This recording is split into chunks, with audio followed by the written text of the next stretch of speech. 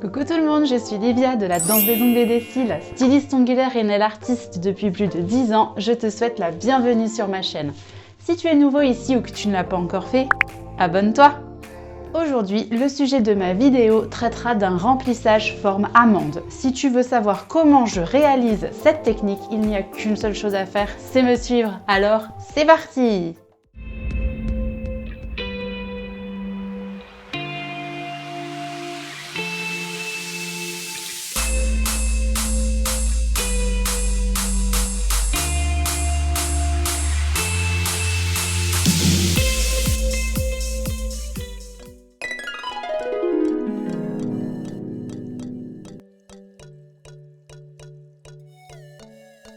On enlève l'ancienne construction. Pour cela, j'utilise un embout que j'ai trouvé sur Amazon avec un gros grain.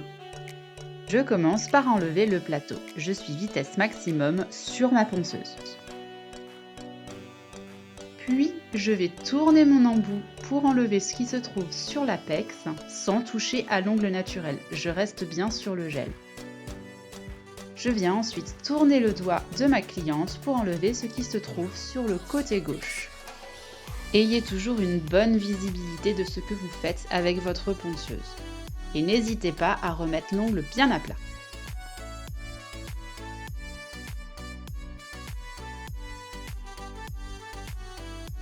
Je passe à la préparation de l'ongle.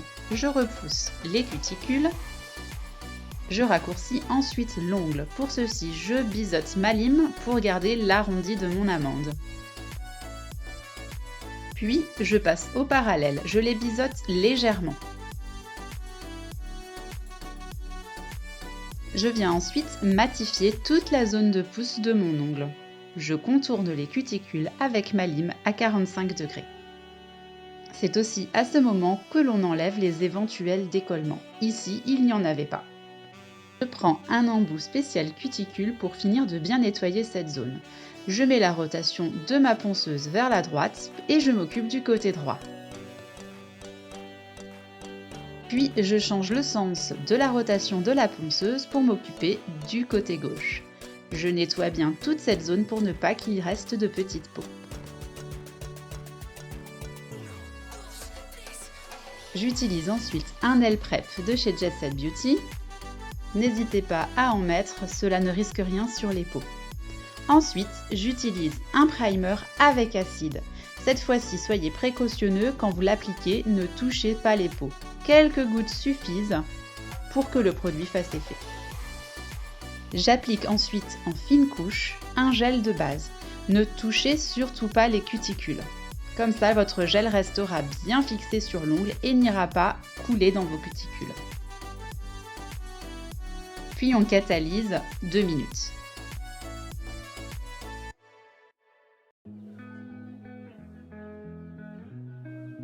Pour la construction, j'utilise le Creamy Builder de chez Jet Set Beauty. Sa consistance est stable, j'aime beaucoup ce genre de gel car ça la permet de travailler lentement et d'avoir une belle forme. Je commence par appliquer une première boule près des cuticules. Ensuite, avec mon pinceau à 45 degrés, je viens pousser le gel près des cuticules sans jamais le toucher. Et sans trop toucher à la hauteur de mon gel, je l'étire légèrement sur le début du plateau. Comme vous pouvez le constater, nous avons la pente de l'apex et le début du plateau. Il ne me reste plus qu'à combler la zone du plateau. Je prends ensuite ma deuxième boule que je viens positionner sur le plateau. Et avec mon pinceau bien droit, je travaille en faisant des mouvements de va-et-vient sans appuyer le gel. Soyez vraiment léger sur le mouvement pour que les deux boules se scindent bien les unes aux autres et que l'on garde l'épaisseur que l'on avait laissée pour le plateau. N'oubliez pas de bien descendre le gel sur les oreilles, sur le côté de l'ongle. La construction est terminée, nous avons l'apex et le plateau, on catalyse 2 bonnes minutes.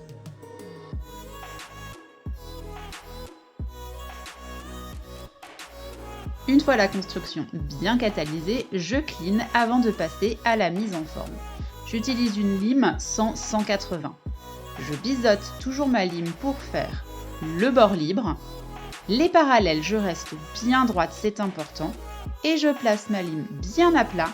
Pour la première zone, le plateau. Restez bien sur cette zone.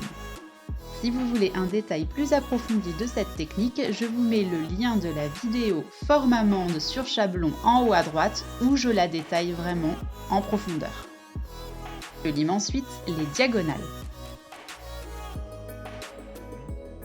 Tournez vraiment le doigt de votre cliente pour voir ce que vous faites, c'est vraiment très important.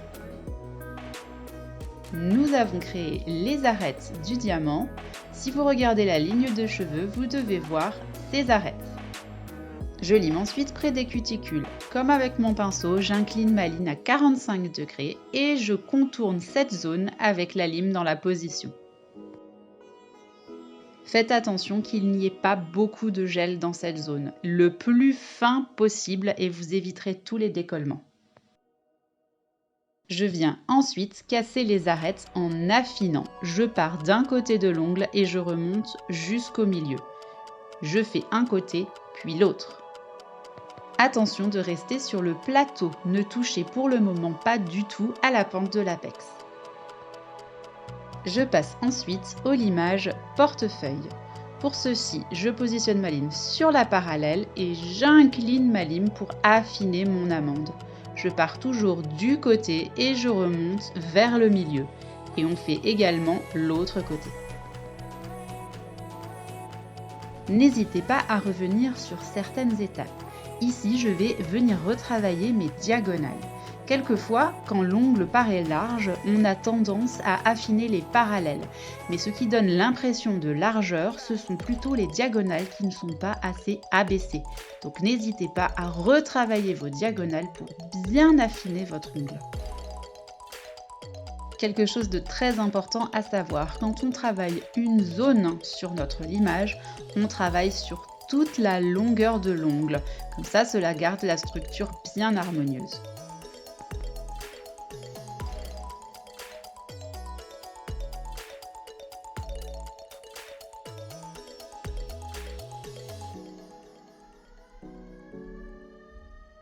Et c'est seulement à la fin que je viens travailler sur la zone de la pente de l'apex. Je n'y touche pas beaucoup, le but est d'enlever l'arête qui s'y trouve. Une fois que votre ongle vous convient, ce que j'aime beaucoup faire chez toutes mes clientes, c'est retourner la main et avec un embout cône tout fin, je viens limer en dessous pour nettoyer. J'incline mon poignet vers le bas pour affiner le bord libre. Cela permet aussi d'enlever l'ongle naturel, ce qui évitera les décollements entre l'ongle et le gel.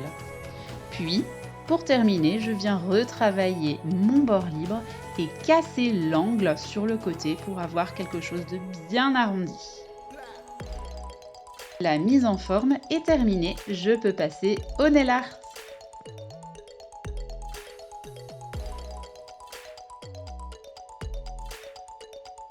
Ici, ma cliente a décidé d'avoir un effet pull sur la moitié de l'ongle. Je commence par appliquer une première couche de couleur. Ce n'est pas grave si la ligne n'est pas tout à fait droite, car nous allons la retravailler avec l'effet pull. Chaque couche sera catalysée environ 30 secondes. J'applique ensuite un top coat mat sur tout l'ongle.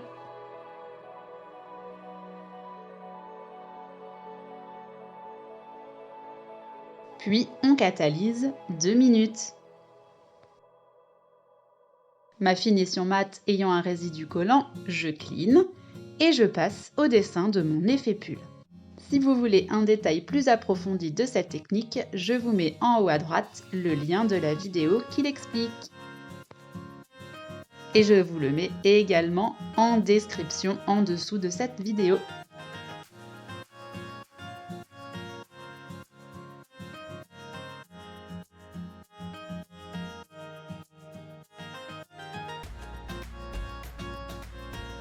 Je réalise toujours ce nail art en plusieurs étapes.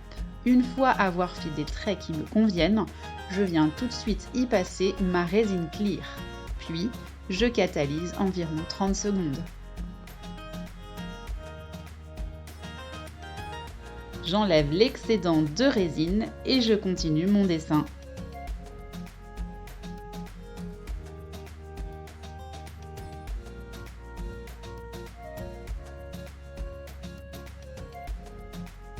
Comme nous sommes sur la moitié de l'ongle, j'ai décidé de faire un dessin classique au niveau de l'effet pull.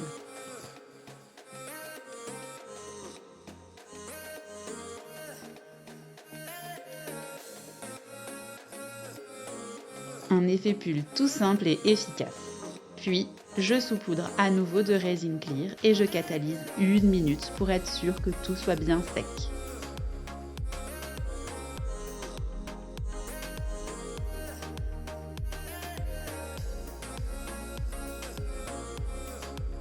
Avec un pinceau tout fin et du gel paint qui contient déjà une finition, j'ai décidé de dessiner un petit flocon sur le reste de l'ongle.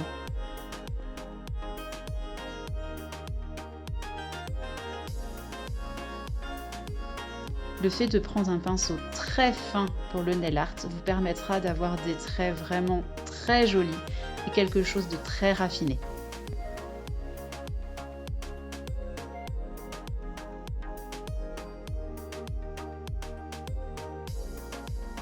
Comme chaque flocon est unique, c'est à vous de créer votre modèle.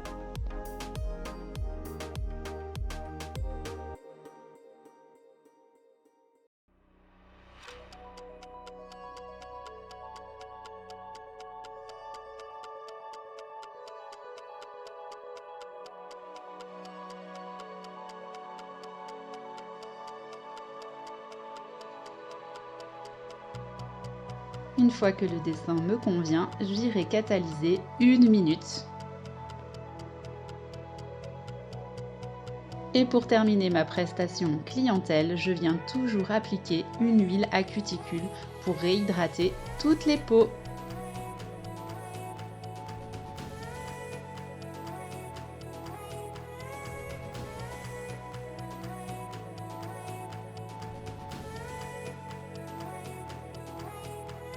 Et voici le résultat de l'ongle réalisé devant vous. En parallèle, j'avais bien sûr mis sur les autres ongles quelques petites paillettes pour illuminer toute la pose.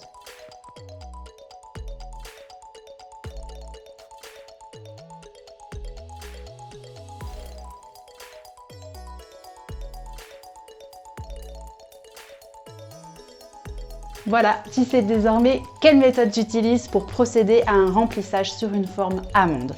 Si cette vidéo t'a plu, n'hésite pas à me laisser un petit commentaire en dessous avec un pouce, ça fait toujours plaisir.